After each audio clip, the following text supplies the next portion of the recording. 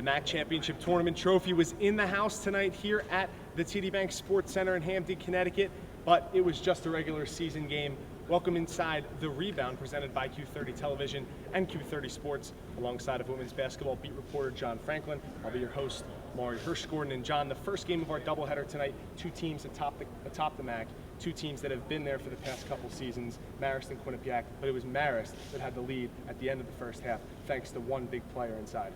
Yeah, that player, Tori Jarosz. Jarosz comes in, she's averaging a double-double on the season. She puts up the numbers right away to begin with. She has 13 points, 7 rebounds. Quinnipiac didn't know how to handle her on the defensive end. They didn't know how to keep the ball out of the paint. That was what Tricia Fabbri kind of had to go into the half and reconfigure her defense, figure out how to stop that ball from getting to her in the paint, and they eventually did. Erin McLean had 2 fouls in the first half, only played 6 minutes. The National Women's Basketball Rookie of the Week was on the bench for 14 minutes, a non-factor in that first half. But thanks to Paula Strautmane, who finished with 17 points and 4 rebounds, Quinnipiac quickly turned it around the second half. Yeah, the second half all belonged to Strautmane, I have to agree. She came out firing, she came out knowing that she had to stop Jarosz in the paint, and then with that, she started playing on the break. One play notably, she's coming down the court, gives a little Euro step, that Latvian flair that she adds to her game. You know, she comes right in the paint, fake to the middle, right hand, right up. That's a great play. She put up those 17 points, each one was valuable, and alongside of it, her teammates were helping her too. That came after a Sarah Schuin three. Sarah Schuin, Erin McLean, and Paula Strautmane dominated that third quarter, scoring 13 of Quinnipiac's 19 points, I should say. Now looking down the road, Quinnipiac has a win under Iona and a win against Marist, both on its home court. Yes, it will have to go to Siena and play at the Times Union Center in the MAAC tournament. But how much confidence does this team have now after 2 big wins this week? Oh, a lot. The team is having fun. That's the big thing. They're having fun. They're coming out here game in, game out. They're wanting a win. And like Marina Napolitano, noted in the presser, they're taking it one game at a time. Their goal isn't to get the win streak and then lose the first game in Albany. Their goal is to win one game at a time, get there, composed, and give themselves the best chance at a MAAC tournament championship.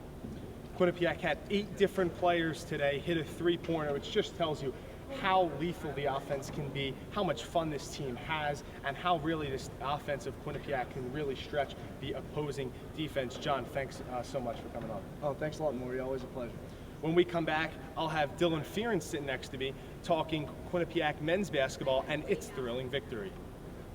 Welcome back inside the Rebound. I am now joined alongside of Dylan Fearon, Quinnipiac men's basketball beat reporter. And Dylan, you've covered games, close games, blowout games. This one was a very tight one, coming down to the final play. Chaise Daniels gets a block, and then a Quadir Welton put in with 0.4 seconds left was ruled no good. He didn't release the ball before the clock had expired. Quinnipiac escapes with a 1-point win.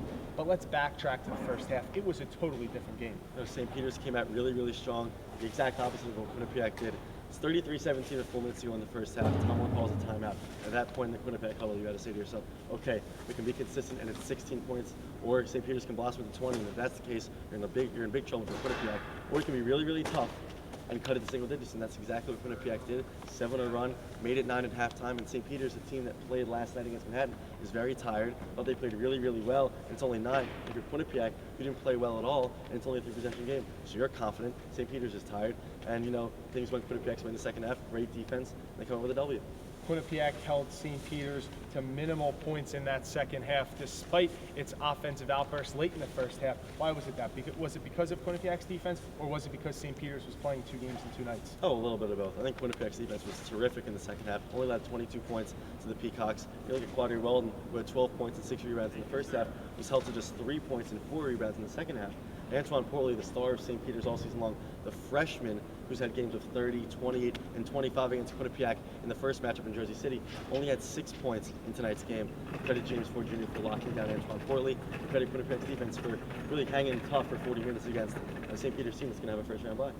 Going forward, Quinnipiac can rely on its defense come Albany. Oh, for sure. Defense wins championships. We've seen the offense struggle. We've seen St. Peter's last year, who had a really struggling offense throughout the entire season, but a strong defense get to the semifinals, and that's something Quinnipiac can do. That's something any team in the MAAC 4 through 11, which is what Tom Moore talked about, aside from Iona, Monmouth, and Siena. 4 through 11, any team can beat any team. It's a complete coin flip in the MAAC, such is life in mid-major basketball. So Quinnipiac, a potential 8-9 seed, most likely, could still get to the semifinals.